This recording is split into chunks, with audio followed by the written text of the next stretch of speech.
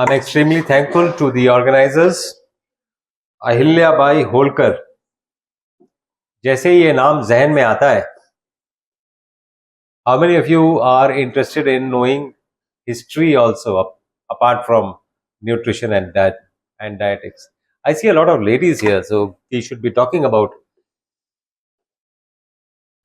history a little bit, or especially मातृशक्ति.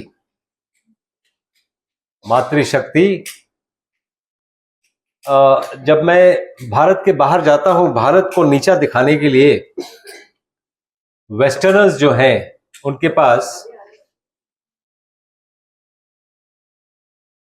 हाँ अब ठीक है, तो वेस्टर्नर्स जो हैं वो 3 स्थानों पे घेरते हैं.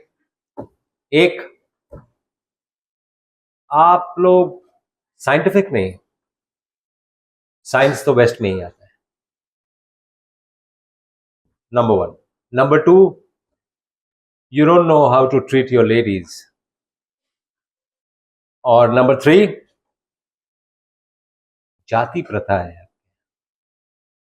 ये 3 मुद्दों पे इंटरनेशनली, पॉलिटिकल, रिलीजियस, किसी भी अरीना में घिरते हैं. उसका जवाब क्या लगता है? लेडीज, हमें अपनी लेडीज को ट्रीट करना नहीं आता. वी डोंट नो मातृशक्ति क्या है. हमारी माँ पे अगर प्रहार होता है तो हम मोमबत्ती, कैंडल मार्च नहीं निकालते हैं. हम वो लोग हैं जो लंका में आग लगाए थे. हम वो लोग हैं. हम वैसे भी अगर कुछ कार्यक्रम हो तो हैप्पी बर्थडे में जैसे मोमबत्ती बुझा के हम कोई चीज नहीं मनाते हैं, दीप प्रज्वलित करके मनाते हैं. हमारे में और बाकियों में बहुत डिफरेंस है. भारतीयों में और भारत के बाहर के लोगों में बहुत डिफरेंस है. साइंस, क्या लगता है, साइंस हमें नहीं आती है? कितने लोगों को लगता है कि हम लोग साइंस में उनसे बहुत आगे हैं? लगता है आपको? गुड. लेकिन 1 ही 2 लोगों को लगता है. चलिए 3 लोगों को लगता है. मैं ये नहीं पूछूंगा कि क्यों, मैं आपको पूछता हूं, आप कुंभ कितने साल में मनाते हो? 12 साल. क्यों? सॉफ्ट पावर है वो भारत का, हर साल क्यों नहीं मनाते? बहुत पैसे मिलते हैं भारत सरकार को, टूरिज्म बहुत बढ़ जाता है, हर साल क्यों नहीं मनाते हो?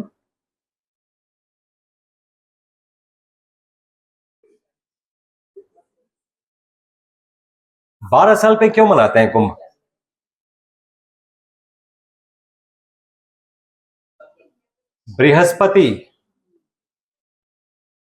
बृहस्पति जो है वो अर्थ और वो प्लेस जहां पे मनाते हैं, ये तीनों एक लाइन में होते हैं. जहां पर वो 12 साल बाद एक लाइन में जहां पर आते हैं वहीं पे मनाया जाता है. बृहस्पति को जुपिटर कहते हैं. जुपिटर को 12 इयर्स लगते हैं सूरज के चारों तरफ घूमने में. ये अंग्रेजों को कब पता चला था, या बाकी दुनिया को कब पता चला था? 150 पौने 200 साल पहले. हम कुंभ कब से मनाते हैं? और हम साइंटिफिक नहीं थे, हमें पता नहीं था. ये कहने की बातें होती हैं. ये आप कह सकते हैं, कहने में कुछ जाता नहीं है. खैर, एनीवे, न्यूट्रिशनल साइंस की बात कर लें. Nutrition, we are living in a nutritionally blind world. Does it suit you? We are actually living in a nutritionally blind world. If your nutrition is fine, medicines are of no use. And if your nutrition is bad, medicine doesn't work. Medicine doesn't work anyways. Let food be thy medicine. ये मैं नहीं कह रहा, ये मेरा coat नहीं है, Hippocrates का कोट है, इसका हम ओथ लेके डॉक्टर बनते हैं, let food be thy medicine. और ये कहां से कॉपीड है? आयुर्वेद से। आहार ही औषधि है। If you come to my hospital in Dehradun, हमारे यहां फार्मेसी नहीं है, we don't have a pharmacy. हमारे किचन का नाम है फार्मेसी, FARMACY। फार्म प्रोड्यूस से हम पेशेंट्स को क्योर करते हैं, और cure, that word should be use. ये न्यूट्रिशन और न्यूट्रिशन जानने वाले लोग ही क्योर कर सकते हैं। Like for example, chest pain हुआ, हार्ट अटैक क्यों हुआ, पैरालिसिस क्यों हुआ? ब्लड सप्लाई बंद हो गया, है ना? ब्लड सप्लाई, चाहे वो हार्ट में बंद हुआ तो हार्ट अटैक कहते हैं, ब्रेन में बंद हुआ तो ब्रेन अटैक कहते हैं। बहुत सिंपल है, मतलब वो ये इसमें कोई कंफ्यूजन की बात नहीं होनी चाहिए। ट्रीटमेंट क्या है? Bypass surgery, angioplasty. तो ट्रीटमेंट क्या है? Angioplasty, bypass surgery, stent in the brain, stent in the arteries, ताकि ब्रेन की आर्टरीज खुल जाए। ब्लड सप्लाई बढ़ाना है ना वहां पे, तो क्या एक ही तरीका है? क्या स्टेंट ही एक तरीका है? We have angiogenic foods. ऐसे फूड्स हैं जो एंजियोजेनेसिस पैदा करेंगे, ज्यादा ब्लड सप्लाई ला सकते हैं। कैंसर में सर्जरी क्यों करते हैं? उस ऑर्गन को काट के निकाल दो, क्यों? उसका ब्लड सप्लाई काटते हैं। So we have angiolytic foods. Angiolysis cause करता है। इसलिए मैं न्यूट्रिशनली ब्लाइंड बोलता हूं वर्ल्ड को। जब मैं ये बातें बोलता हूं भारत में या भारत के बाहर, लोगों के हाथ कलम सब रुक जाते हैं। They've never heard of something like that. इसलिए nutrition is the basis of cure. Medicines are the basis of management. So if you are treating a patient with medicine, you are managing a patient. If you are treating a patient with nutrition, you are curing a patient. ये basic difference है, याद रखिएगा। और cure और management में क्या फर्क है मालूम है? मेडिसिन का डेफिनेशन, सबके पास फोन होगा, गूगल में देखिए, मेडिसिन का डेफिनेशन क्या है? द साइंस दैट हील्स और prevents a disease is called medicine. Medicine is not paracetamol. So what is medicine? It is the science which prevents or cures a disease. That is medicine. And I am proud to say that I practice medicine. I am a radiologist basically. I do radiology, X-ray, ultrasound, CT scan, MRI, PET CT. आपने सुना होगा, वो मैं करता हूं, आज भी करता हूं। मेरे डायग्नोस्टिक सेंटर्स हैं, मैं करता हूं। करते करते हमने ये देखा कोई पेशेंट ठीक तो होता नहीं है। With time the patient डिटोरिएट्स, medicine बढ़ती जाती हैं, पेशेंट डिटोरिएट करता है। डॉक्टर कोई क्यों बनता है? डॉक्टर इसलिए बनता है कि सोसाइटी में डिजीज ना हो। कितने लोग काम कर रहे हैं इस पे? Hardly any. लॉयर कोई क्यों बनता है? सोसाइटी में क्राइम ना हो। कितने लोग काम कर रहे हैं उस पर? Hardly any.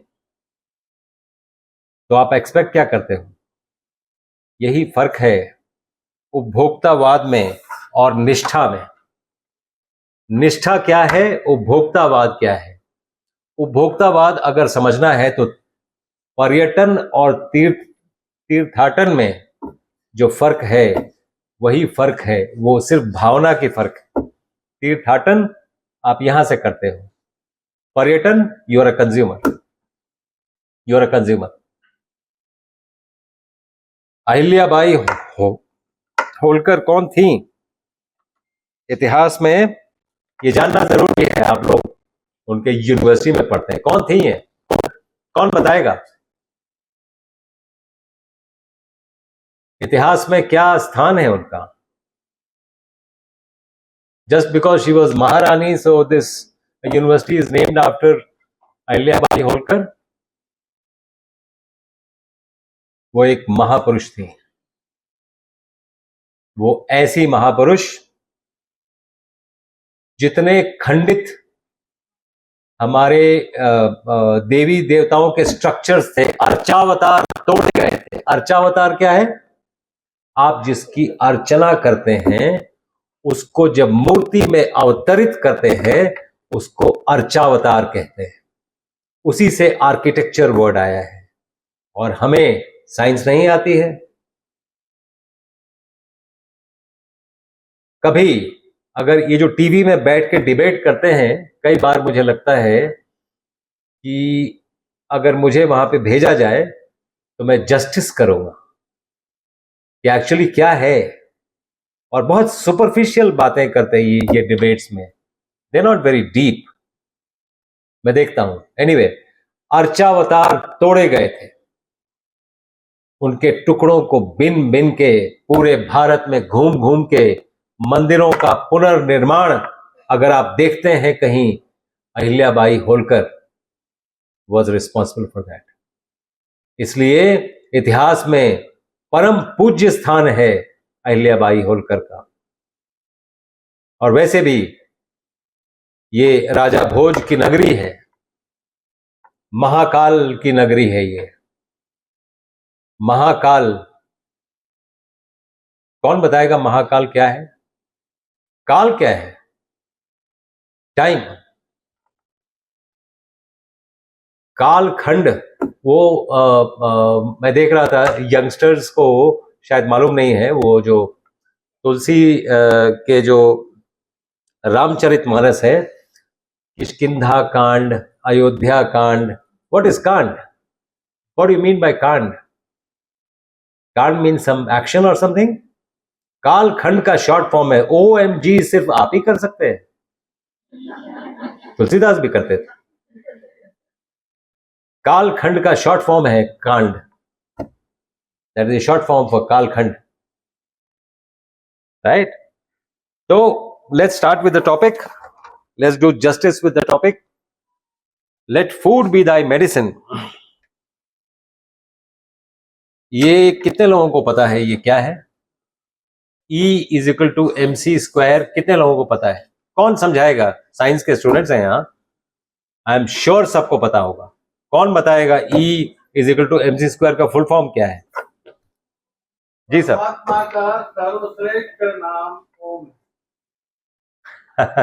जी, तो E is equal to MC square कौन बताएगा फुल फॉर्म इसका? कम ऑन, सो तो नहीं रहे ना? हाँ, यकीन करिए, हम सोने नहीं देंगे। Will keep an interactive session.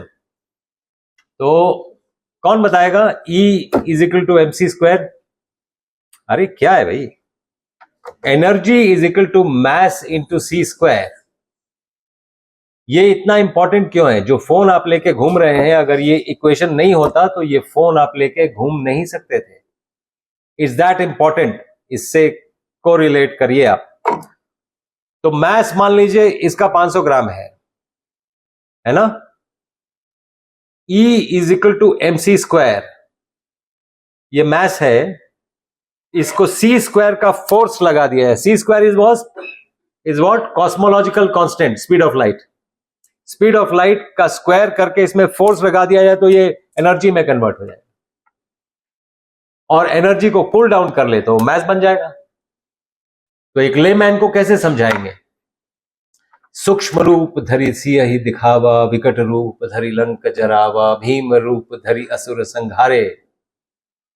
E is equal to MC square.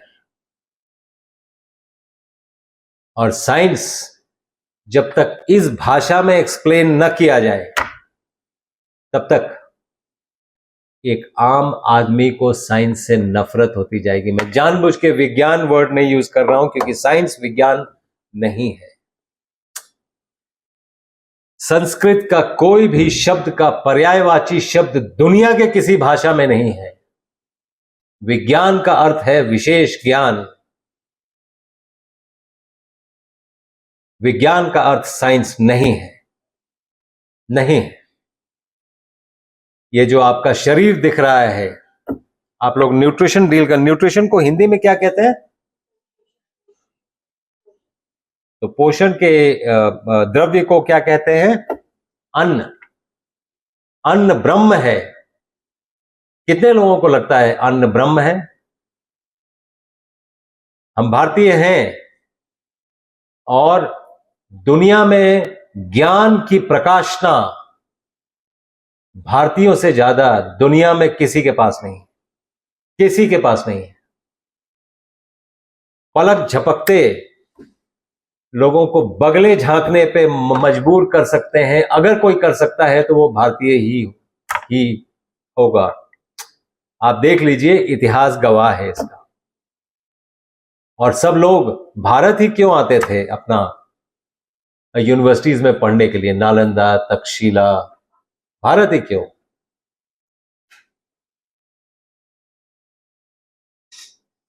क्योंकि आपको हर क्षेत्र का ज्ञान भारत में मिल जाएगा। तो अन्न ब्रह्म है, ये आज जाके साइंटिफिक वर्ल्ड को पता चला। Quantum theory, quantum theory Newtonian physics explain नहीं कर पाती है। 2+2 can be 4। It can be 4 in a lab while making a car. This works on Newtonian physics. In the body 2+2 4 हो भी सकता है, नहीं भी हो सकता है। 2+2 could be 22. It could be 222. It could be 2022. This body works on quantum. It does not work on Newtonian physics. इसलिए जो अब तक आपके कॉन्सेप्ट्स हैं उसको होल्ड ऑन एंड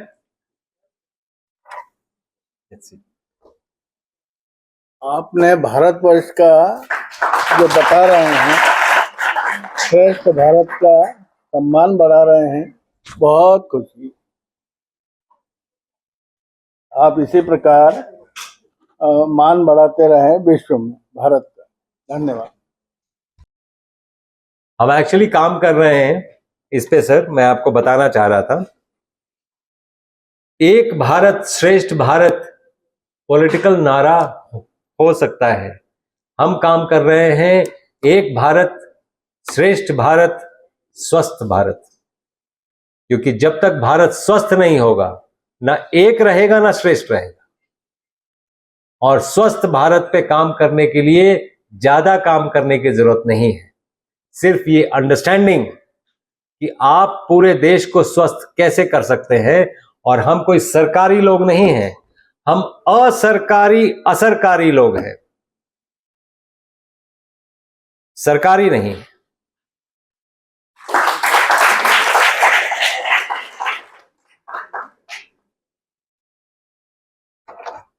तो let's quickly go to the next slide. ये nature signature, food पे नेचर अपना सिग्नेचर डालती है और वो आपको समझना पड़ेगा कि नेचर का क्या सिग्नेचर है। कभी बादाम को भिंगा दीजिए पानी में तो कुछ ऐसा दिखता है। ये आर्टरीज देख के कुछ लगता है? ये देख के आपको कुछ लगता है? नेचर ये कहना चाह रही है कि अगर हार्ट में ब्लॉकेज है तो एंजियोजेनिक फूड कौन सा है? ये नेचर का सिग्नेचर है। ये जो मैं आपको बातें बता रहा हूं यूजुअली आपके टेक्स्ट बुक्स में नहीं मिलेगा, तो you can note it down. अखरोट ब्रेन जैसा दिखता है, क्या एक्सपेक्ट कर रहे थे आप? नेचर आपको फोन करके बताएगी कि दिमाग अगर ठीक काम नहीं कर रहा है तो अखरोट खाओ।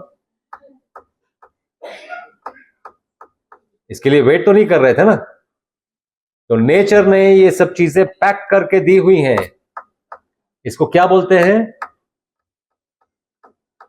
फाइटोन्यूट्राइंट्स.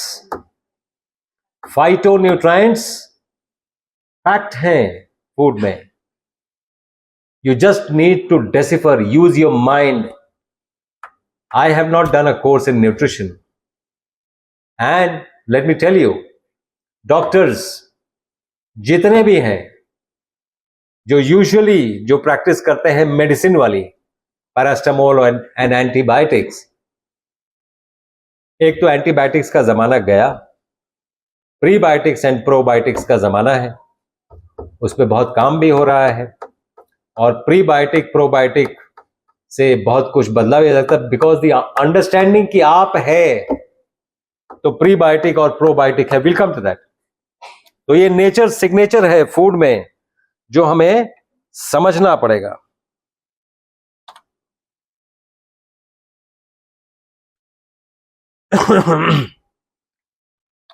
Let's talk about the immune system. Immune system कितने लोगों को पता है? जी, डिफाइन करें जरा इम्यून सिस्टम. मैम अपने पास टाइम कितना है?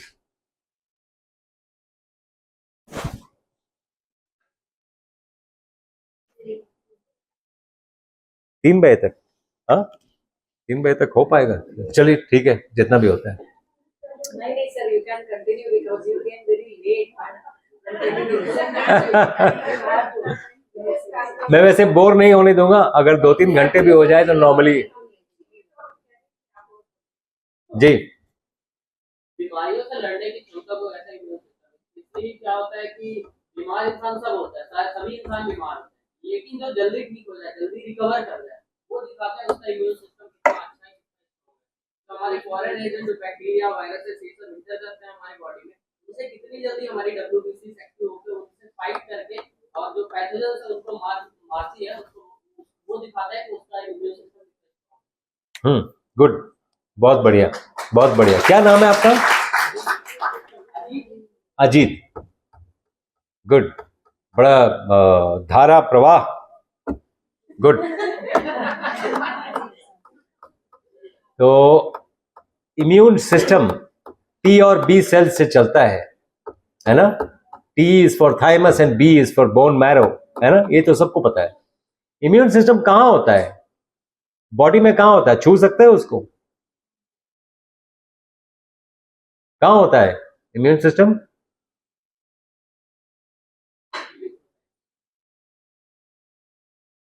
हाँ, तो छू सकते हो ना, इसीलिए काम नहीं करता है. टी एंड बी सेल्स पूरी दुनिया को पता है ना? लंबी चौड़ी साइंटिफिक बातें करने वाले लोग.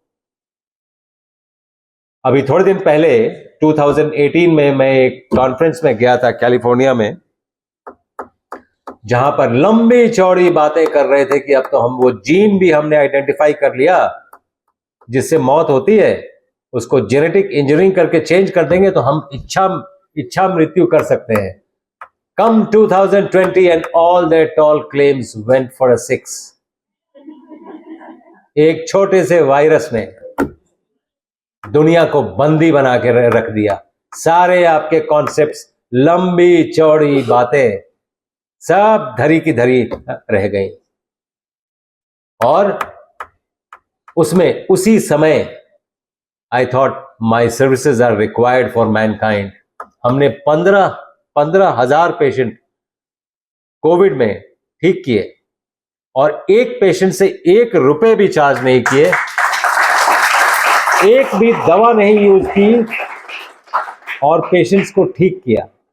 क्योंकि मुझे लगा कि साइंटिफिक कॉन्सेप्ट्स, वैसे रेडियोलॉजिस्ट डॉक्टर्स के ग्रुप में सबसे तेज अगर कोई होगा तो रेडियोलॉजिस्ट होगा, सबसे गुड लुकिंग होगा डॉक्टर्स में तो रेडियोलॉजिस्ट होगा. मतलब you can say that he is a radiologist. नहीं तो डॉक्टर्स यूजुअली ऐसे पेट लेके आएंगे, बोलेंगे मैं भी डायबिटीज की दवा खाता हूं, तुम भी खा लो भाई. That ways, that's not the way. और रेडियोलॉजिस्ट इसलिए, किसी को जाओ बोलो मेरे हार्ट में प्रॉब्लम है तो बोलेगा मैं तो कार्डियोलॉजिस्ट हूँ, देख लूंगा। उसको बोलो किडनी में प्रॉब्लम है, बोला रुको रुको रुको, ये मैं नहीं देखता हूं, तुम नेफ्रोलॉजिस्ट के पास जाओ। रेडियोलॉजिस्ट के पास बच्चा 100% लड़की प्रेग्नेंट है कि नहीं है, ये ब्लड टेस्ट और यूरिन टेस्ट नहीं बताता है, 100% हम बताते हैं प्रेगनेंसी है कि नहीं है, अल्ट्रासाउंड करके 100% बताएंगे। ब्रेन डेड न्यूरोसर्जन नहीं बताता है, हम उसको बताते हैं कि ये ब्रेन डेड हो चुका है, हम साथ में रहते हैं, बीमारी कोई भी हो। इसलिए हमने देखा पेशेंट ठीक नहीं होते हैं। And since we have hands and legs into all systems of the body, तो हमें लगा कि हमसे अच्छी अंडरस्टैंडिंग यूजुअली डॉक्टर्स की नहीं होती है। Usually there are a few exceptions, but usually नहीं होती है। चाहे वो कार्डियोलॉजी हो, चाहे वो न्यूरोलॉजी हो, चाहे वो न्यूरोसर्जरी हो, चाहे वो नेफ्रोलॉजी हो, चाहे वो यूरोलॉजी हो, रेडियोलॉजिस्ट की अंडरस्टैंडिंग उस पर्टिकुलर फील्ड के डॉक्टर्स के ऑलमोस्ट एट पार होती है या उससे बेहतर होती है यूजुअली। तो कोविड में हमने ये देखा कि लोग बच तो नहीं रहे, क्या हो रहा है, क्यों मर रहे हैं? आपको मैं बताता हूं साइंस कहां है और बेसिक अंडरस्टैंडिंग कहां है। इसीलिए बेसिक अंडरस्टैंडिंग बहुत जरूरी। 9,985 इतने ही डिजीजेस हैं। जो लंबी चौड़ी बातें करने वाले लोग, BMW में घूमने वाले लोग, 9,985 डिजीजेस है। इसी पे एलोपैथी कर लो, होम्योपैथी कर लो, आयुर्वेद कर लो, ये कर लो, वो कर लो, इतने ही डिजीजेस। डिजीजेस 10,000 के नीचे है, चलिए 10,000 मान लीजिए, लेकिन बीमार होने के तरीके दो ही हैं। Either the pathogen that is causing a disease will come from outside, जैसे कोरोना, या inside cell will become pathogenic, जैसे कैंसर, जैसे ऑटोइम्यून डिजीज। तो दो ही तरीके हैं बीमार होने के। Pathogen either will come from outside or an inside cell will become pathogenic. तो आउटसाइड से अगर कोई सेल आया इस शरीर को, उसके इम्यून सिस्टम को, immune system is the surveillance system, और इम्यून सिस्टम जो T and B सेल से चलता है, लगता है ना आपको?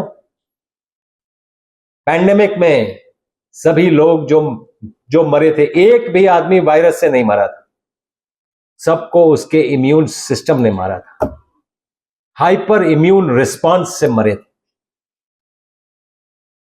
ऑल। और वायरस को ब्लेम किया गया कि हाइपर इम्यून रिस्पांस वायरस ने कर दिया। कोई जरूरी नहीं है, हम ऐसा नहीं मानते हैं। खैर, हम ब्लेम गेम में नहीं है, लेकिन क्योंकि हमने पेशेंट्स बचाए, हमारे पास तो 40% वाले भी आए थे, 40% 50% ऑक्सीजन कॉन्सेंट्रेशन, जिसको स्ट्रेट अवे आईसीयू में लेते हैं, वो भी आए थे। उनको चौथे दिन दौड़ा दिया हमने। हम मैक्सिमम 3 दिन में क्योर करते हैं। We just have to prove. Integrated medicine practice करता हूं मैं, apart from practising radiology and imaging, I practise integrated medicine. Integrated medicine में we are just proving that we are the fastest, we are the surest, the curest, the most durable and the cheapest. And we talk about cure. जैसे diabetes हम cure करते हैं, manage नहीं करते हैं, और 72 घंटे से ज्यादा लगाते नहीं। लोग सालों साल से दवा खा रहे हैं, हमें 72 घंटे लगते हैं डायबिटीज को बिल्कुल क्योर करने में। Blood sugar normal, all medicine stop, injection पे ही क्यों ना हो, दैट्स पॉसिबल। मैं आपको बताता हूं साइंस क्या है। तो बाहर से अगर कोई इन्फेक्टिव एजेंट आया, क्या लगता है बॉडी कैसे रिएक्ट करेगी? बॉडी रिएक्ट करेगी कि नहीं? इम्यून सिस्टम रिएक्ट करेगा। कैसे रिएक्ट करेगी? Body will cause fever. Fever body ने क्यों कॉज किया? पैथोजन को मारने के लिए. पूरी दुनिया ने क्या किया? फीवर कम कर दिया. और ये कहां पर अड़े हुए हैं? एलोपैथी बोलता है मेरे पास पैरास्टामोल है, आयुर्वेद बोलता है मेरे पास सुदर्शन वट्टी है, वो होम्योपैथी बोलता है तुम्हारी दोनों की ये दवा खराब, मेरे पास ये दवा है. दवा का रास्ता क्योर का रास्ता नहीं है. दवा का रास्ता मैनेजमेंट का रास्ता है. क्योर बिना दवा के ही निकलेगा. किसी भी चीज का क्योर बिना दवा के ये निकलेगा. तो दवा क्या होगी? Let food be thy medicine. जब तक आपको ये बात इंजेक्शन के तौर पे समझ नहीं आएगी, तब तक आपको अपना इंपॉर्टेंस समझ नहीं आएगा. और न्यूट्रिशनिस्ट को, जो अंबानी के बेटे को पतला की थी, उन लोगों के साथ एक गोष्ठी में मैं बैठा हुआ था, मुझे बुलाया गया था.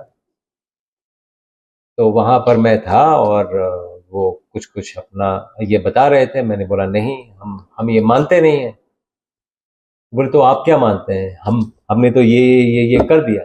अभी उन्होंने किया था. अंबानी का बेटा फिर से शायद उससे ज्यादा ही हो गया है, शायद फिर से उससे ज्यादा ही फैल गया है. तो क्योर मतलब परमानेंट, टेम्पोररी बेसिस पे नहीं. इसीलिए समझाना परमानेंट होता है. So how do you do that?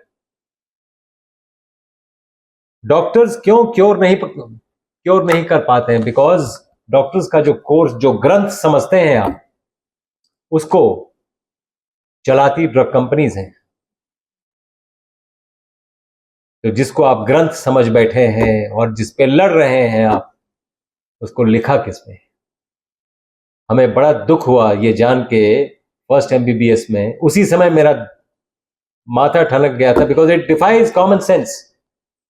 First class proteins comes from animals. आप लोगों ने भी पढ़ा होगा.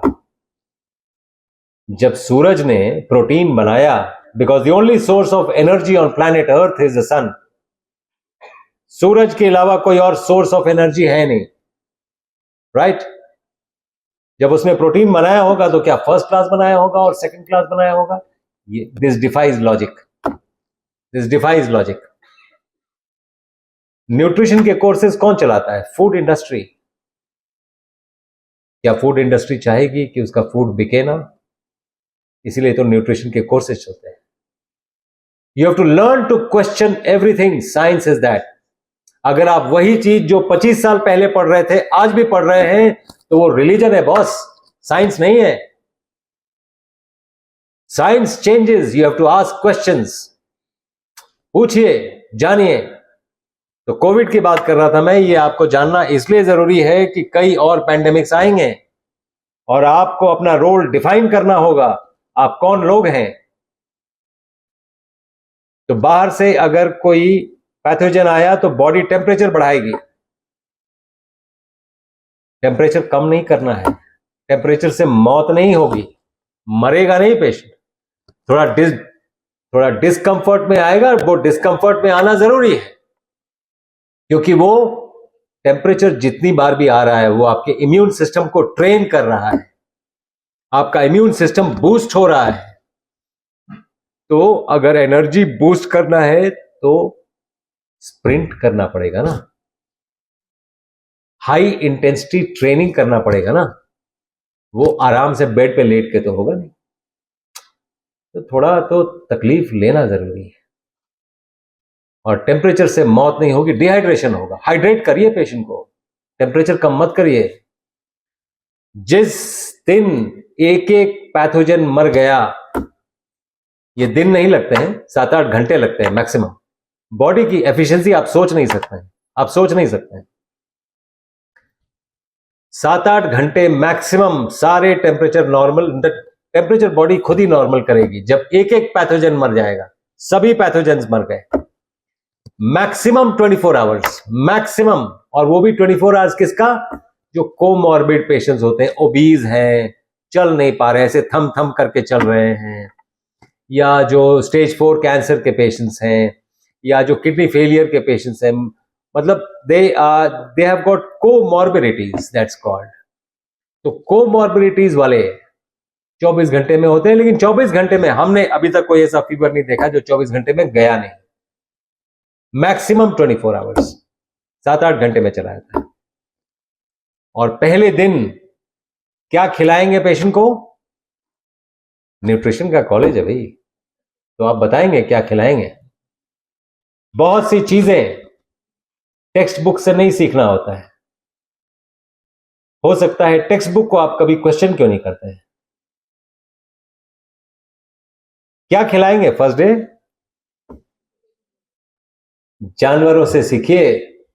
बीमार पड़ते हैं, खाना छोड़ते हैं, आपको आज तक नहीं पता चला क्या खाना है क्या नहीं खाना है।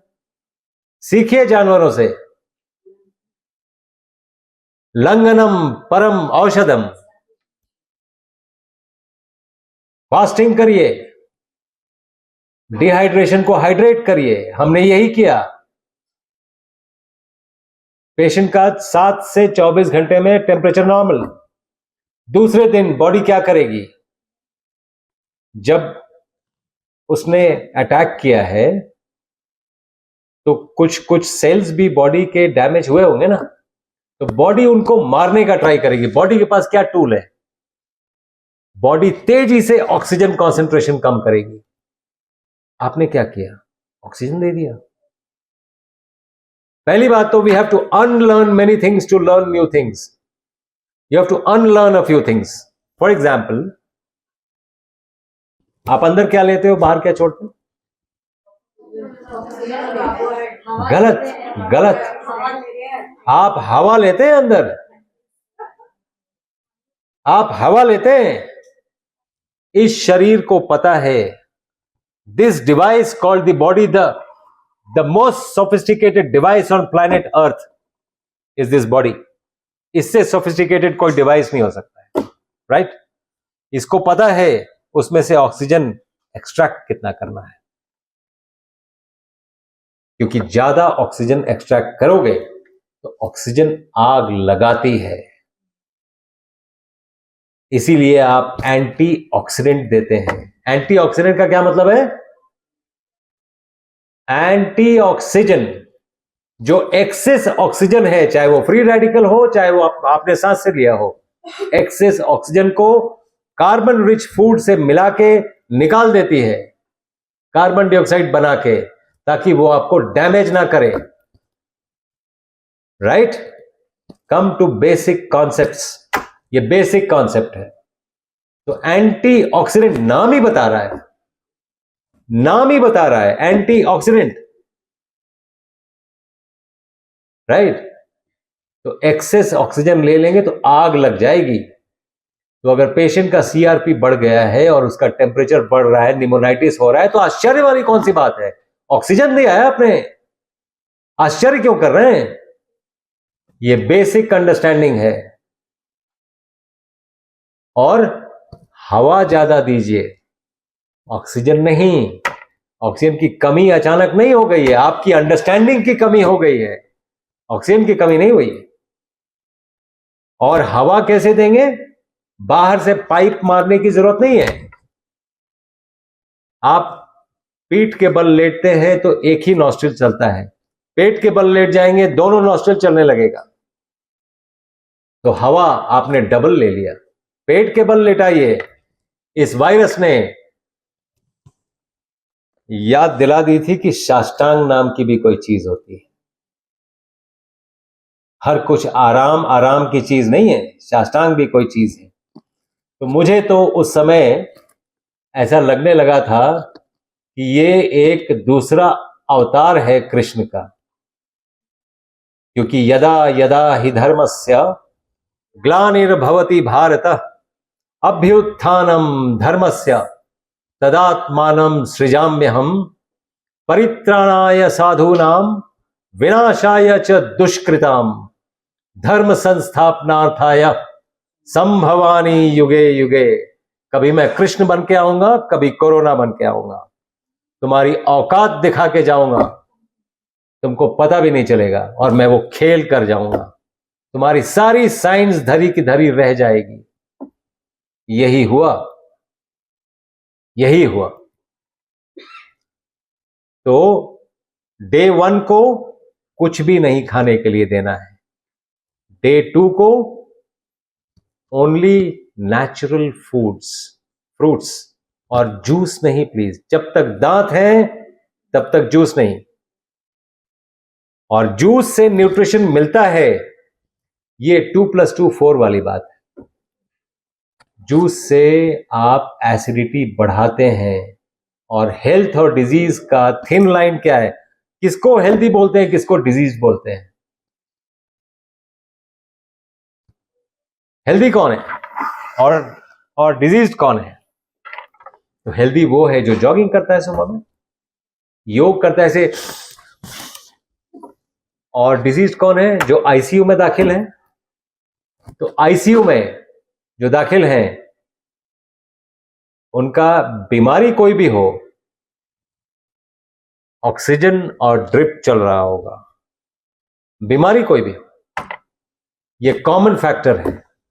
क्या मतलब है? इस पेशेंट का जल और वायु ठीक नहीं है। और जब आप घूमने जाते हैं तो जलवायु बदलने जाते हैं। जल एंड वायु इन सो मेनी वर्ड्स। जब आप दौड़ते हैं तो आप वायु ज्यादा लेते हैं, हाँफते हैं, उसके बाद प्यास लगती है, जल ले लेते हैं। तो आपने वायु ले लिया, जल ले लिया, हेल्दी हो गए, नहीं तो वायु और जल चढ़ाना पड़ता। So a thin line between health and disease is not nutrition. It is air and water. अगर ये पर्याप्त मात्रा में आप ले रहे हैं तो यकीन करके चलिए बीमारियां नहीं होंगी। I am sure you people know, वो एक कम्युनिटी है, सन गेजिंग कम्युनिटी। उसमें से कुछ बॉडी बिल्डर्स भी हैं, ओलंपिक्स में भी आने जा रहे हैं। उन्होंने कई सालों तक हवा पानी भी नहीं, मतलब पानी भी नहीं लिया है, न्यूट्रिशन तो नहीं लिया है, सूरज से एनर्जी लेते हैं directly, and they our body builders. तो अगर आपको नहीं पता है तो मालूम करिए, क्योंकि हम अभी तक वहीं फंसे हुए हैं कि नहीं खाएंगे नहीं तो जिएंगे कैसे। अरे बॉस, खाने के लिए तो जीने के लिए तो खाना जरूरी ही नहीं है। You have to come to the basics, और उसको साइंस बोलते हैं। बाकी सब तो रिगर्जिटेशन है। आप तो वही पढ़ रहे हैं जो वही 20 साल से पढ़ाया जा रहा है, वही पढ़ रहे हैं आप। बुद्धि लगाइए अपनी। So the digestive system contains all immune system. और immune system T and B cell सबके पास था, लेकिन इम्यून सिस्टम ने ही मार दिया। दैट मीन्स इम्यून सिस्टम बरसर्क हो गया, बरसर्क की तरह काम कर रहा है। और वायरस में इतनी ताकत नहीं है कि उसको बरसर्क करेगा। आपके जीवन में दया, माया, ममता, करुणा नहीं है, और अगर ये नहीं होंगे तो इम्यून सिस्टम ठीक काम नहीं करेगा। अपने जिंदगी में दया करना सीखिए, किसी से ममता करना सीखिए, करुणा अपनी जिंदगी में ले आइए, इम्यून सिस्टम ठीक काम करने लगेगा। आम के पेड़ को आम खाते हुए लास्ट टाइम कब देखा था आपने? वो दूसरों के लिए है, ये नेचर का मैसेज है। ये लेना जरूरी है, ये किताब में लिखा हुआ नहीं मिलेगा, ऑब्जर्वेशन से मिलेगा। ऑब्जर्व करिए, बहुत कुछ समझ में आने लगता है। तो डाइजेस्टिव सिस्टम, आपको जो मैं बोल रहा था ना, टैंजिबल है। इम्यून सिस्टम टैंजिबल है, इनटैंजिबल नहीं है। टैंजिबल मतलब आपको मालूम है कि हाँ ये है इम्यून सिस्टम। 80% आपका इम्यून सिस्टम आपके गट में होता है, 10% आपके आउटर कवरिंग्स में होते हैं, और 10% इनर कवरिंग्स में होते हैं। बस यही है इम्यून सिस्टम। उसके कुछ ऑर्गन्स भी हैं, ऑर्गेनेलीज, जैसे tonsils, adenoids, these are organs of the immune system. Tonsil निकाल देंगे, इमीडिएटली कुछ नहीं होगा, उसके लॉन्ग टर्म इफेक्ट्स होते हैं, जो 20 साल बाद आदमी भूल जाता है कि 20 साल पहले टॉन्सिल निकाला था। उसके इफेक्ट होंगे, उसके कॉन्सिक्वेंसेस होंगे, लेकिन उसमें टाइम लगता है। So we need to understand what are things and where are we and what are we doing, where are we heading. इसमें in a nutshell न्यूट्रिशन का आने वाले टाइम में इतना बड़ा रोल है जितना एक डॉक्टर का है. डॉक्टर से ज्यादा रोल न्यूट्रिशन का होगा अगर आप ठीक से न्यूट्रिशन करते हैं तो. अगर वही बुकिश नॉलेज और वही आप करते रहेंगे, हाँ एग्जाम टाइम में बुक में जो लिखा है वही दीजिएगा, नहीं तो पास नहीं करेंगे. जब प्रैक्टिस में आएंगे तब ये सब चीजें कर सकते हैं, इंप्लीमेंट कर सकते हैं. एग्जाम में the first rule of examination is not to top the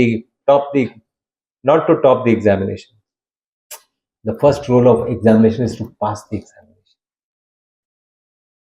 Second rule is to excel.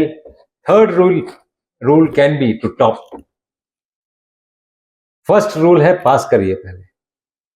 तो पास करना तो सबको आता ही होगा.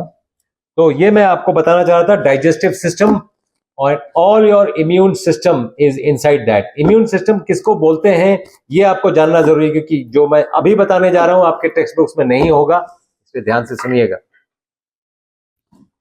तो बच्चा जब बच्चे को जन्मती है नेचुरल तरीके से, तो बर्थ पैसेज से आता है. सिजेरियन सेक्शन नेचुरल प्रोसेस नहीं है, इसीलिए सिजेरियन सेक्शन के बच्चों का इम्यून सिस्टम कम होता है. बर्थ पैसेज से निकला हुआ बच्चा का इम्यून सिस्टम ज्यादा होगा. इसीलिए जो स्मार्ट गायनेकोलॉजिस्ट होती हैं, जिनको माइक्रोबायोम पता है क्या है, उनको ठीक पता है कि अगर गलती से मुझे अगर सिजेरियन करना भी पड़ गया तो बच्चे का इम्यून सिस्टम रिस्टोर कैसे करेंगे. बर्थ पैसेज से जब बच्चा निकलता है, एक ब्लैक रंग की चीज फेस पे लग जाती है बच्चे के. माताओं को पता होगा वो ब्लैक चीज क्या है. वो पहला इनॉक्यूलेशन ऑफ द माइक्रोबायोम है इन द चाइल्ड, और वही आपकी सांस शुरू करती है. Brahma, life has started. वो ब्रह्मा है. वही microbiome first and second and third seeding. जब बच्चा मिट्टी खाता है तो second seeding of the microbiome होता है. वही माइक्रोबायोम उम्र भर मेंटेन करती है विष्णु. और जब प्राणी का डेथ हो जाता है तो वही माइक्रोबायोम उसको गला के पंच तत्व में मिला देता है महेश. ब्रह्मा विष्णु महेश कहां ढूंढ रहे हैं आप? मंदिरों में नहीं होते हैं, आपके अंदर हैं. उसी का नाम है माइक्रोबायोम, और वही बनाते हैं आपके इम्यून सिस्टम. इसलिए जो भी आपके इष्ट हैं, अगर आपके इष्ट अल्लाह हैं, वो मस्जिदों में नहीं होते हैं, वो आपके अंदर बैठे हुए हैं. अगर आप गॉड को मानते हैं, वो चर्चेस में नहीं होते हैं, वो आपके अंदर बैठे हुए हैं. उनके नए नए नाम देंगे आप. वही इम्यून सिस्टम है. इसलिए जो इम्यून सिस्टम का पोषक है वो ब्रह्म है. इसीलिए अन्न ब्रह्म है, और ब्रह्म की पोषक नदियां हैं, इसीलिए उनको मां कहते हैं. एक अनपढ़ को गंगा में मां नजर आती है, और पढ़े लिखे को it's a river. It's a river. I have a different mother. Right. इसीलिए पढ़ना और गुनना, ये दोनों में फर्क है. फर्क है. पढ़ सकते हैं आप, गुनना इज डिफरेंट. राइट. तो ये था आपका इम्यून सिस्टम आपके लिए. Digestive system. तो ऑटो इम्यून डिजीज समझने में कहां कोई दिक्कत है? आपका इम्यून सिस्टम आपके अगेंस्ट में काम कर रहा है. Yes please. Sir, how do we normally delivery, how is the microbiome restored? हाँ, अरे राइट. सिजेरियन में स्मार्ट गायनेकोलॉजिस्ट बर्थ पैसेज से वो ब्लैक मटेरियल को निकाल के चाइल्ड के फेस पे लगा देती है। जो सिजेरियन से निकाला चाइल्ड को उसके फेस पे लगा देती है। एक बार झगड़ा भी देखा है मैंने इसका। वो कंप्लेन हुआ क्योंकि आजकल एनेस्थीसिया नहीं देते हैं ना, आजकल तो स्पाइनल में करते हैं, तो माँ तो देखती रहती है। उसने कंप्लेन कर दिया कि इसने जानबूझ के मेरे बच्चे को मारने के लिए वो गंदगी उठा के लगा दिया उसको। इसीलिए जब आप कोई चीज जानते नहीं है ना, उसके बारे में जिज्ञासु बनिए। वो आपकी दुश्मन नहीं है। दोस्ती और दुश्मनी जानने वालों में होती है। अगर मैं किसी को नहीं जानता हूं, उससे दोस्ती दुश्मनी दोनों संभव नहीं है। रोड रेज में लोग एक दूसरे की जान ले लेते हैं। कैसे? वो तो जानता भी नहीं है, एक दूसरे को जानते नहीं है। इसीलिए दैट्स अ डीप फिलॉसफी। एक बार मैं लॉ कॉलेज में, या कभी आपके यहाँ लॉ कॉलेज अगर है तो हमें कोई लेक्चर के लिए बुलाइए। लॉ कॉलेज में भी will try to address the lawyers. Law college में मैं एक बार दे रहा था, एक बार वैसे ही अनायास पूछ बैठा कि कोई क्रिमिनल क्यों बनता है भाई? वैसे मैं ये आपसे भी पूछ सकता हूं, कैसे कोई क्रिमिनल बनता है? इसमें माइक्रोबायोम का बहुत बड़ा रोल है। तो कैसे कोई क्रिमिनल बनता है? तो लोग बोलते हैं, लॉयर्स बोलते हैं, सर्कमस्टेंसेस बना देते हैं। कोई माँ के पेट से थोड़ी आता है ना? कुछ लोग बोलते हैं नहीं संस्कार ही ऐसे हैं। अरे एक माँ के दो बच्चे, एक ये क्रिमिनल और एक संत संभव है? माँ ने संस्कार सेम दिए हैं, इसलिए माँ बाप को ब्लेम। डायबिटीज है, मैं तो फैमिली में है जी, मतलब मेरा तो कोई दोष ही नहीं है, मैं तो इस खानदान में पैदा हो गया, इसमें सबको डायबिटीज है, मुझे भी है, क्या कर सकते हैं?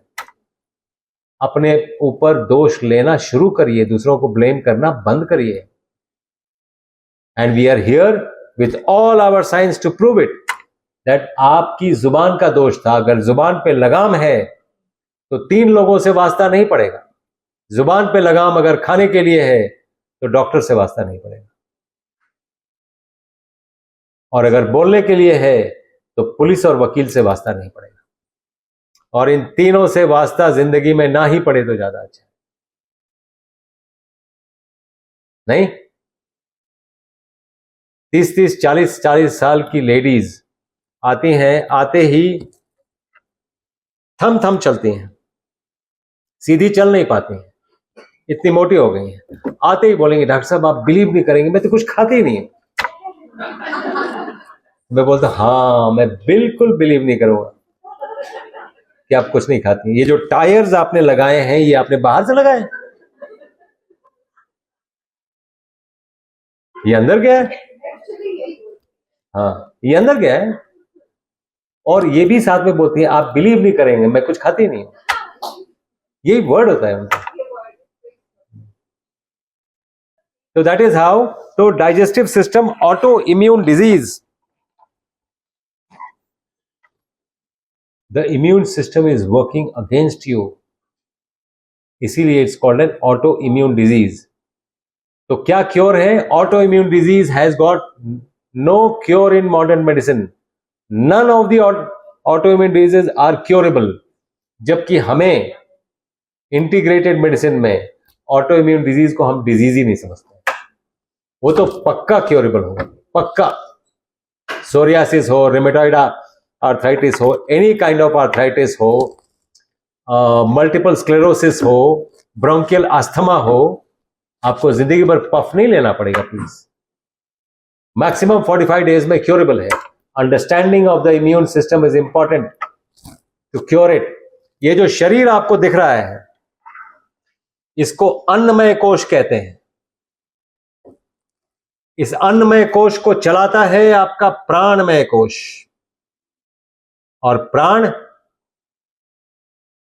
प्राण इज लाइफ फोर्स, ब्रीदिंग नहीं है। ब्रीदिंग किक स्टार्ट्स प्राण। किसी भी पूजा पद्धति में आप देखिए ब्रीदिंग का इंपॉर्टेंस, दिखाता हूं। ब्रह्मा, आह ब्रेथ, आह सांस, अल्लाह, आह ब्रेथ, उटा, आह, ब्रेथ।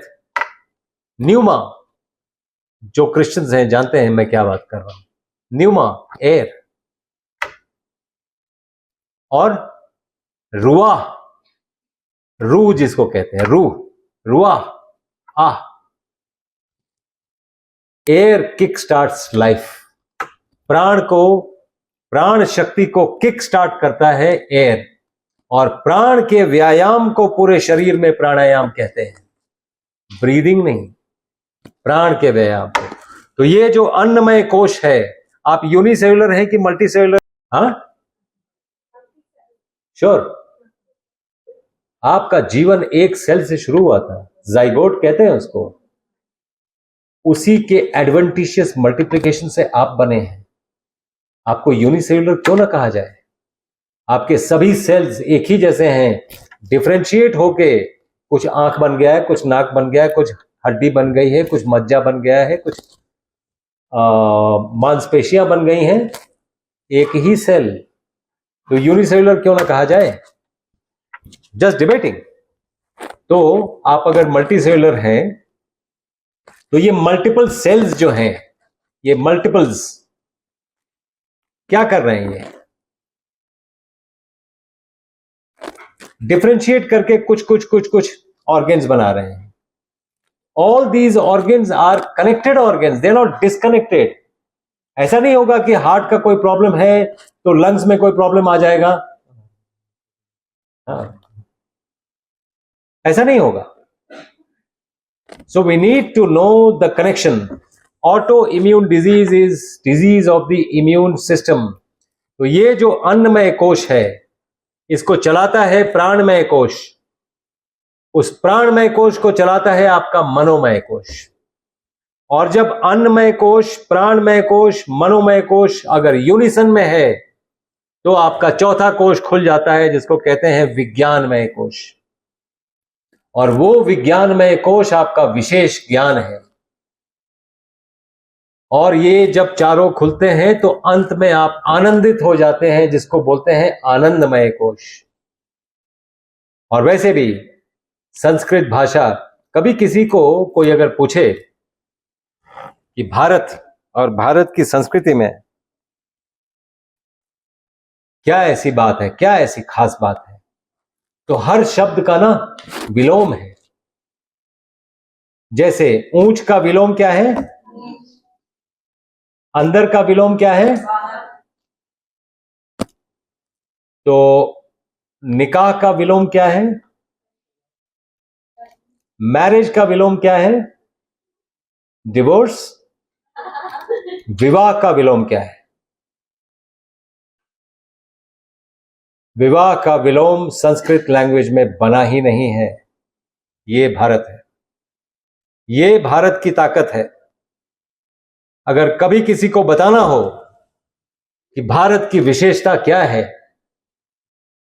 तो भारत में विवाह का कोई विलोम नहीं है, कोई विलोम नहीं। और ये एक संस्कार है, और इस संस्कार को पालने वाले लोगों को संस्कारी कहते हैं, और तभी ये संसार चलता है। बहरहाल, we'll stop here for some questions that you have, and if you have any, नहीं तो आपके सारे प्रश्न they are welcome. You can note down my number. आप वहां पर WhatsApp कर सकते हैं, आप वहां पर कॉल कर सकते हैं, और call will go in the call centre. बाकी तो सब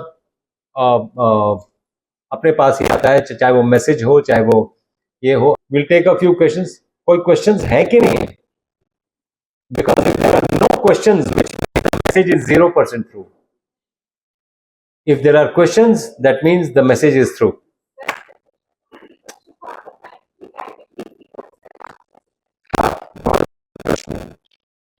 ब्लड शुगर डिजीज नहीं है।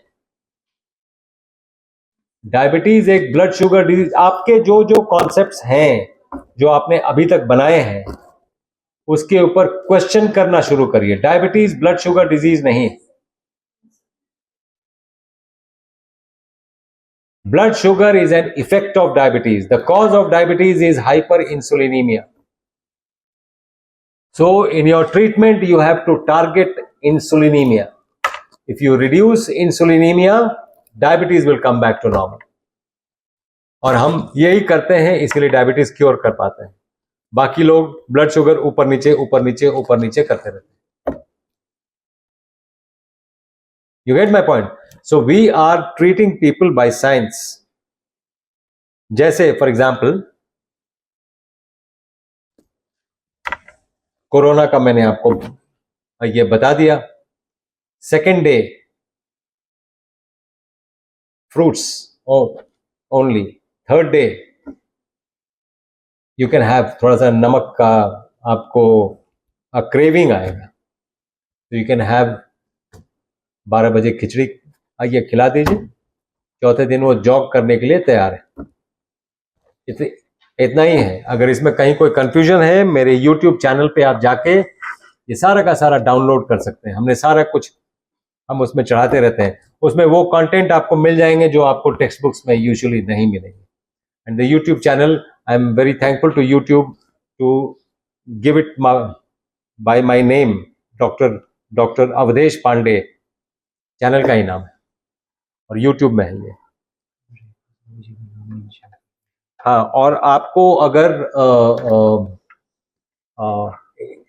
इंदौर में if you need to contact us, you have to contact Rekha Sabu ji, और वो वी विल बी कॉन्टैक्टेड.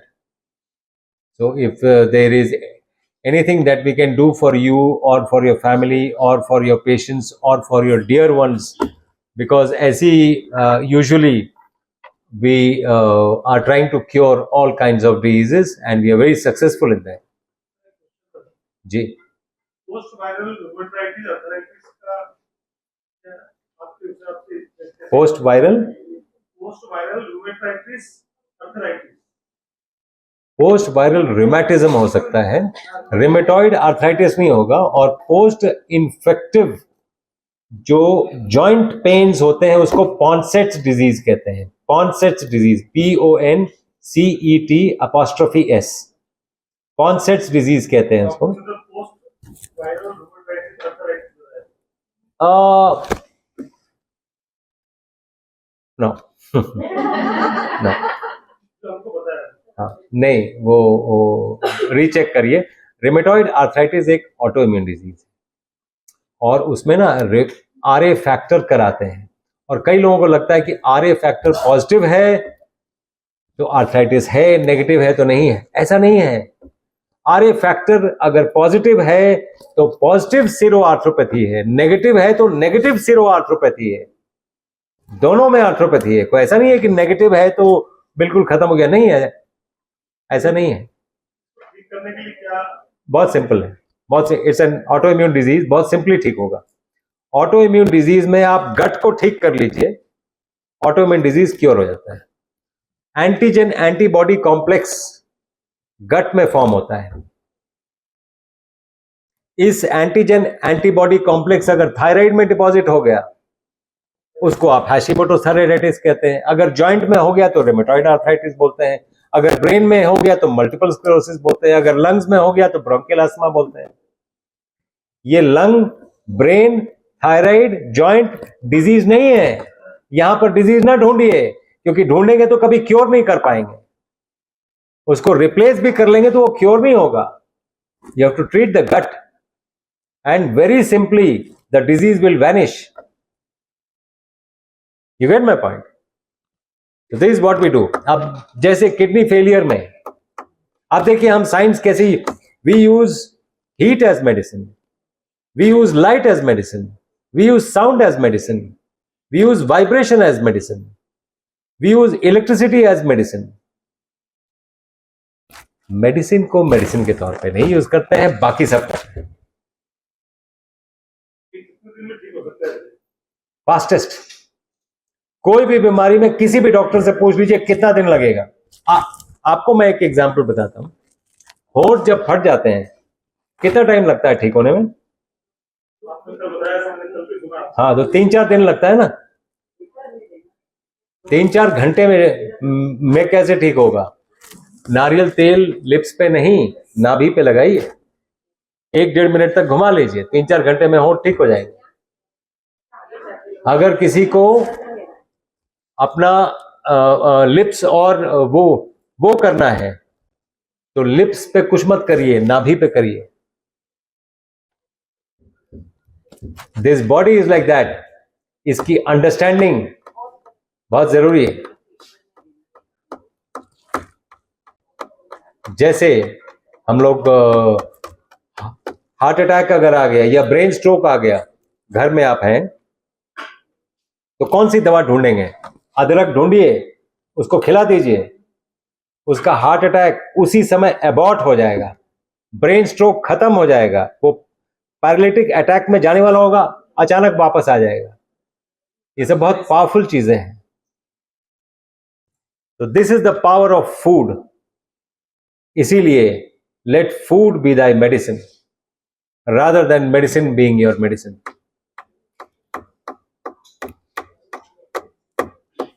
जी, आपको कुछ पूछना है? जी, हाँ, irritable bowel syndrome autoimmune disease है ये। ठीक बताऊं? रोटी से होता है। जब मैं रोटी बोलता हूं, मैं रोटी, मैगी, ब्रेड, पास्ता सब कुछ बोल रहा हूं, सब कुछ बोल रहा हूं। अगर आपने हाइब्रिड फूड अपने जीवन से निकाल दिया तो ऑटो इम्यून डिजीज ही नहीं होगा। इसलिए मैं आपको बता रहा था, क्योर होना बहुत सिंपल है, सिर्फ अंडरस्टैंडिंग की जरूरत है। किडनी फेलियर्स में किडनी तो फेल कर गई, तो हम लोग क्या करते हैं उसमें? डायलिसिस भी कई बार कम या बंद भी हो सकता है। कैसे? हम क्या करते हैं उसमें भाई? बॉडी में 3 किडनीज हैं, आपको 2 ही पता है। तीसरी किडनी स्किन है। We are using skin as kidney 2.0। उसको गर्म पानी में लिटा दीजिए, पसीना निकलेगा, it is as good as urine. You get my point? This is called science as medicine. जब तक आपको यह बात नहीं समझ में आएगी what we are pursuing and we are actually producing results clinically, we can see किसी का हफ्ते में 3 बार डायलिसिस होता था, अब 15 दिन में 1 बार होता है। और सिर्फ डायलिसिस की बात नहीं है, हफ्ते में 3 दिन कोई बुजुर्ग को उसका बेटा लेके जाएगा ना डायलिसिस सेंटर में, 4 घंटे लगते हैं डायलिसिस में, राइट? तो पूरा दिन तो निकल गया। हफ्ते में 3 दिन छुट्टी कौन सी कंपनी दे देगी? तो उसको जॉब छोड़ना पड़ेगा। Look at the social aspect. Social aspect देखिए आप, बाप बीमार है, बेटे का जॉब छूट गया, अगर हम उसको हेल्प प्रोवाइड करके 15 दिन में 1 बार डायलिसिस हो रहा है, बाकी वो अच्छे से मैनेज हो रहा है, उसका बेटा नौकरी भी कर सकता है। Look at the social aspect of what we are doing.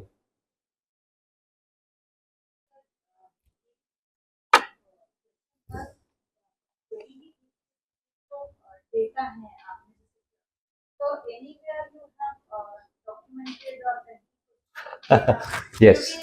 yes, we are in the process of documenting. Yes, we are in the process of documenting।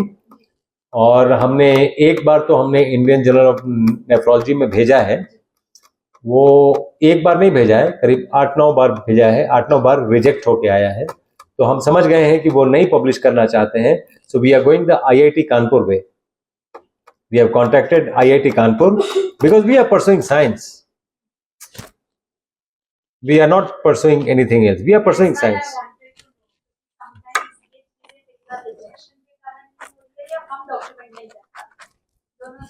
नहीं, दोनों में 50-50 समझ लीजिए। हम भी थोड़ा लेजी हैं, और लेजी मतलब नहीं कहेंगे। मैं 24 घंटे में 26 घंटे काम करता हूं, इसलिए लेजी तो नहीं कहेंगे। तो लेकिन फिर भी ये न्यूट्रिशन से एक बात याद आया, जाते आते मैं आपको बताऊं, टूथपेस्ट अच्छा है ना? टूथपेस्ट यूज करने वाले बैड स्मेल करते हैं, साबुन यूज करने वाले बैड स्मेल करते हैं। नींबू युक्त साबुन क्यों चाहिए आपको?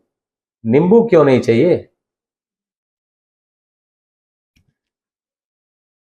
क्या जवाब है इसका? स्किन का पीएच कितना है?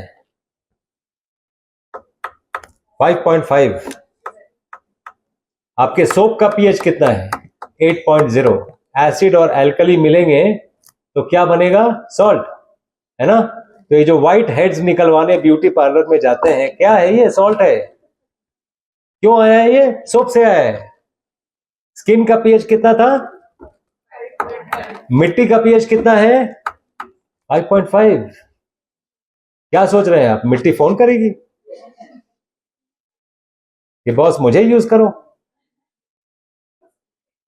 So, you have to know science to actually use it to the best, to make the best version of you, yourself.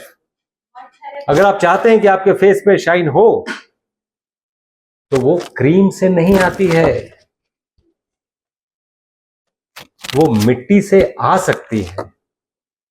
Cream से बेहतर आएगी मिट्टी से, और वो आती है न्यूट्रिशन से। विटामिन ई का क्रीम लगाने से फेस पे शाइन टेम्पररी होगा, 10 मिनट के लिए। स्प्राउट्स खाओगे तो परमानेंट शाइन होगा। The richest source of vitamin E. So we need to understand and we need to know how to use science to help और क्योर मैनकाइंड।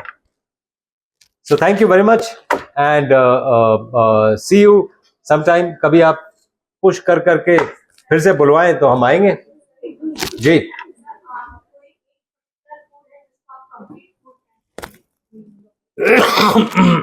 बड़ा tough question है।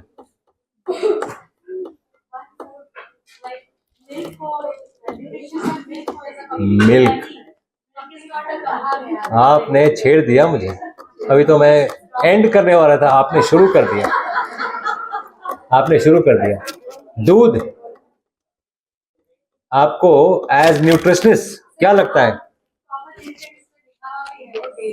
हाँ, तो आपको लगता है मिल्क बहुत अच्छा फूड है? कितने लोगों को लगता है नहीं है? अच्छा, इतने लोगों को लगता नहीं, बाकी लोगों को लगता नहीं पनीर के बिना चलेगा कैसे, है ना? हाँ, but it does not and with that. If you keep on taking that, life will end. It should not end with milk. और milk जो है ना, milk is the physical form that you see. वो माँ की ममता है। ममता का physical form milk है, right? माँ अपने बच्चे के लिए दूध देती है। गाय का दूध पी के आप क्या बनना चाहते हो, मैं जानना चाहता हूं, क्योंकि वो तो अपने बछड़े को गाय बनाना चाहती है। आपको डिसाइड करना पड़ेगा कि आप क्या बनना चाहते हो। We need to understand these things. बच्चा जब 2 साल से छोटा होता है, दूध पी के वॉमिटिंग करता है तो दूध नहीं निकलता है, दही जैसी कोई चीज निकलती है। 2 साल के ऊपर का बच्चा, हम और आप, दूध पी के वॉमिटिंग करिए, दूध निकलेगा, दही नहीं निकलेगी। क्यों? There is an enzyme in the stomach called renin which converts milk to curd for digestion. That is present only till the age of 2 years, and God is not a fool. If milk was required, that enzyme would have been there throughout life. Secondly, माँ अपने बच्चे को जीवन भर दूध पिलाती, ये दोनों बातें नेचुरल नहीं है।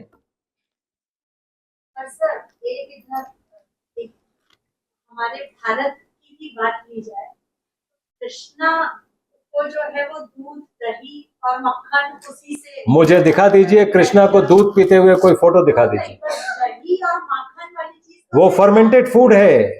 Fermented food is microbiome. आप सुनिए, रुकिए। We are mixing to 3 things. Fermented food है माइक्रोबायोम। माइक्रोबायोम रिस्टोर करना जरूरी है, ये तो हमारे देवता भी बता रहे हैं। मैं भी बता रहा हूं, microbiome is the most important ingredient, मैं वो नहीं बोल रहा हूं। बट कृष्ण को दूध पीते हुए कब देखा आपने? ये जो सेंटिमेंट्स हम रॉन्गली अटैच करते हैं ना, हमें इससे बचना चाहिए। मैं आपको बताता हूं क्यों, मैं आपको बताता हूं क्यों। क्योंकि ना वो गौ माता रह गई हैं, ना वो दूध रह गया है, और वो जो अभी कमर्शियली दूध अवेलेबल है, आपको लगता है वो पीने लायक है?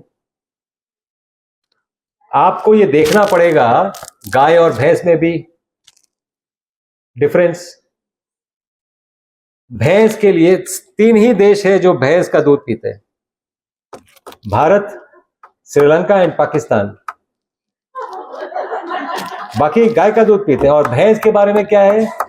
गई भैंस, भैंस के आगे अकल बड़ी थी।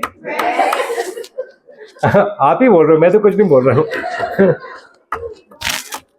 वेजिटेरियन आदमी के लिए प्रोटीन का सोर्स इजीली। हाँ, very nice question sir, thank you very much, thank you very much. मैं सोच रहा था न्यूट्रिशन वाले प्रोटीन के बारे की बात कर नहीं रहे हैं, क्या बात। प्रोटीन कितना रिक्वायर्ड है सर बॉडी में, हमें डिसाइड करना पड़ेगा। क्योंकि ये जो जिम गोअर्स हैं इस मिथ्या में जीते हैं कि मसल प्रोटीन से बनता है, फिर आपको साइंस नहीं पता है। मसल कार्बोहाइड्रेट से बनता है, चेक करिए, चेक योर साइंस। प्रोटीन कितना रिक्वायर्ड है? प्रोटीन 0.8 ग्राम पर KG body weight per day required है। आपका वेट अगर 60 केजी है तो 48 केजी रिक्वायर्ड। चलिए मान लीजिए 1 ग्राम पर KG body weight per day simple कर लिया जाए तो 60 ग्राम आपको रिक्वायर्ड है। एक हैंडफुल चने में 60 ग्राम प्रोटीन मिल जाएगा आपको। आपको इतना प्रोटीन के चक्कर में पड़ने की क्या जरूरत है? यस, कैसे? हाँ हाँ हाँ, अरे तो मेरे कहने का मतलब 5 मुट्ठी खा लीजिए। कहने का मतलब है इतना ही प्रोटीन चाहिए, इतना ही प्रोटीन चाहिए। इससे ज्यादा प्रोटीन आप अगर खा रहे हैं, you are going towards renal failure.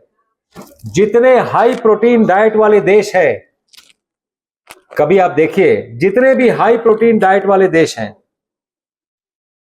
Africa, maximum problem क्या है? मलेरिया या किडनी फेलियर। जितने भी नॉन वेजिटेरियन देश हैं, प्रेवलेंट बीमारी क्या है? Kidney failure. इतना प्रोटीन चाहिए नहीं बस। सर यहाँ पर भी किडनी फेलियर के केसेस हाई प्रोटीन की जगह ड्यू टू डायबिटीज ज्यादा है, तो that is due to higher intake of carbohydrates, refined sugar. आप देखें, आप देखें, आप देखें, मैं आपकी बात,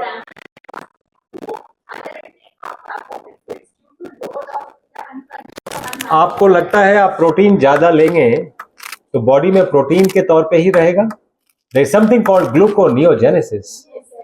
देयर इज, आप देखिए हर चीज ग्लूकोज में कन्वर्ट हो जाएगा। आप देखें प्रोटीन का हमारा ऐसा, we are so obsessed with protein. सुबह उठते ही दूध, चाय, राइट। उसके बाद प्रोटीन का क्या है? प्रोटीन का बिस्किट भी खाएंगे, अंडा भी खाएंगे। मतलब कहां जा रहे हैं हम? इतना प्रोटीन रिक्वायर्ड नहीं है। बट सर इंडियंस का तो जब लेते हैं तो प्रोटीन का इंटेक 30 ग्राम ही नहीं है। मैं आप देखिए, मैं आपको एक, थाली में दाल तक नहीं खाता है, रोटी सब्जी। अभी आप जितने बैठे हैं उनकी थाली आप पूछेंगे ना तो the food will be only chapati and सब्जी। एक बड़ा, आप 5 मुट्ठी चना, एक और इंटरेस्टिंग बात आपने प्रोटीन के साथ साथ आपने बोल दी। एक मिनट मैडम, मेरा नेक्स्ट स्लाइड था वो वाला। मेरे को ये बताइए, कभी आपने गौर किया कि हम सीड्स खाते हैं? चावल क्या है? दाल क्या है? रोटी क्या है? सीड ही है ना। सीड को आपने पका लिया, तो उसके तवे में से निकाल देंगे या फिर कुकर में से निकाल देंगे, जमीन में गाड़ देंगे तो पेड़ उग जाएगा? Seed has the potential energy to become a tree, we know that. इसीलिए हम सीड्स खाते हैं। सीड को आपने पका दिया तो वो पेड़ उग जाएगा क्या उससे? उसको गाड़ देंगे तो क्यों नहीं उगेगा? क्योंकि वो डेड फूड है। मैं जानना चाहता हूं कि डेड फूड आपको लाइफ कहां से दे रहा है। मैं अभी तक वो साइंस ढूंढ रहा हूं। I don't have that science. ये आपका विशफुल थिंकिंग हो सकता है। Live foods will give you life, dead foods will give you death. हम रोज बीमारी और बीमार को डील करते हैं। जैसे ही लाइव फूड्स पे लेके आते हैं उसमें जीवन ऊर्जा बढ़ जाती है, लाइफ फोर्स इंक्रीज कर जाता है। भोजन करने के बाद अगर नींद आ रही है, वो भोजन आपका एनर्जी चुरा रहा है। भोजन करने के बाद ऊर्जा आनी चाहिए। आप कभी स्प्राउट्स खिला के देखो, नींद नहीं आएगी। So you have to understand what are positive foods, what are negative foods. जब तक हमारी ये अंडरस्टैंडिंग नहीं होगी तब तक चपाती इसी में हम फंसे रहेंगे। हमें इससे बाहर निकलना पड़ेगा। तो लाइव फूड जो नॉनवेज हो गया, जो बिना उसको पकाए अगर खा लिया है, हाँ, तो वो भी लाइव फूड में आ गया। बिल्कुल। आप चिकन के पीछे दौड़िए ना, आप चिकन के पीछे दौड़िए, पकड़िए उसको, उसके पंख निकालिए, फिर दांत लगाइए और खाइए। यकीन करिए, जिसको नॉन वेजिटेरियन उसने बनाया है, उसके दांत बाहर निकले हैं। अपने आप को शीशे में देख लीजिएगा, कहीं निकले हैं क्या? हाँ, उसके हाथ में नाखून है चमड़ी फाड़ने के लिए, आपके हैं क्या? तो बंतु ना बनिए, उसने बनाया नहीं है। और उस साइंस पे विश्वास मत करिए जो नेचर के अगेंस्ट में जा रहा है। वो साइंस इंसान ने लिखा है। And we were never hunter gatherers sir. हम भारतीय हैं, हम कभी भी हंटर गैदरर्स नहीं थे। हंटिंग भारत से तीन पूजा पद्धतियां निकली हैं और वो योग से निकली हैं। योग की ताकत है ये। यम नियम से जैनिज्म निकला है। ध्यान से सनातन निकला है। समाधि से बुद्धिज्म निकला है। तीनों का फिलॉसफी सेम ही है, अहिंसा परमो धर्म। हम हिंसा वाले लोग ही नहीं हैं। विचारों से भी हिंसा नहीं करते हैं। जानवरों को मारना तो बहुत दूर की बात है। तो हम कभी भी हंटर गैदरर्स नहीं थे। हंटिंग हम सेल्फ डिफेंस में करते थे। हम तो युद्ध भी अश्वमेध यज्ञ भेज के करते थे। घोड़ा भेज देते, मार काट नहीं चाहिए, मेरा घोड़ा पकड़ना नहीं, 5% दे दो, मेरा प्रभुत्व मान लो। हम ऐसे लोग हैं, हमें पहचानिए हम कौन है। हम युद्ध करने वाले लोग ही नहीं है, तो हंटर गैदरर्स का सवाल ही नहीं उठता। इसीलिए कई बार, इसलिए मेरा फर्स्ट स्टेटमेंट था कि जो टीवी पे बैठ के डिबेट करते हैं, मेरा बहुत मन है कि कभी मैं जाऊं और इनको जरा दिखाया जाए कि क्या है और क्या बात कर रहे हैं आप। नॉर्मलसी से बहुत दूर हैं आप। तो इसलिए बहुत सी बातें हमें रीराइट करनी पड़ेंगी। इतिहास फिर से लिखना जरूरी है। हम वो ऐसे लोग हैं जो उस इतिहास को प्रमाणिक मानते हैं। जो हम पे रूल किया, उसने जो इतिहास लिख दिया हमारे लिए, उसको प्रमाणिक मानते हैं। अपना लिखा हुआ इतिहास पे शर्म आती है हमें। हम वो ऐसे अजीब से स्पीशी हैं। हमें अपने आप को चेंज करना पड़ेगा। सो थैंक यू वेरी मच।